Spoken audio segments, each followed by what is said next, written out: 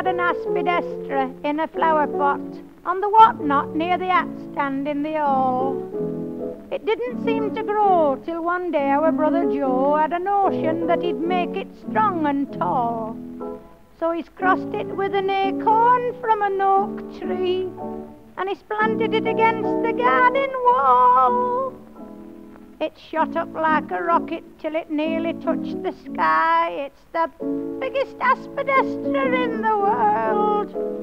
We couldn't see the top of it, it got so blooming high. It's the biggest Aspidistra in the world. When father's had a skinful at his pub, the bunch of grapes, he doesn't go all fighting mad and getting into scrapes.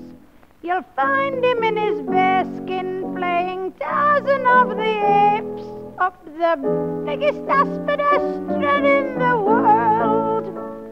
We have to get it watered by the local fire brigade, so they've put the water rates up half a crown. The roots stop up the drains, grow along the country lanes, and they come up half a mile outside the town. Once we hired the Crystal Palace for a nut house, but a jealous rival went and burnt it down.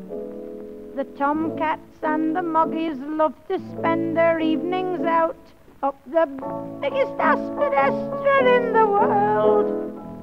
They all begin meowing when the buds begin to sprout up the biggest Aspidistra in the world.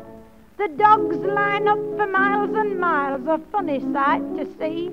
They sniff around for hours on end and wag their tails with glee. So I've had to put a notice up to say it's not a tree.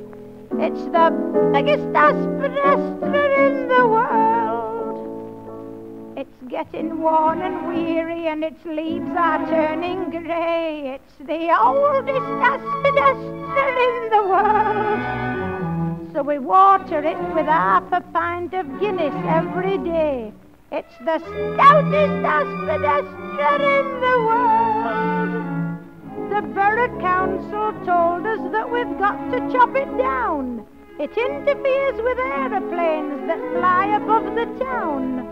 So we sold it to a wood yard for a lousy half a crown. It's the biggest Aspidistra in the world.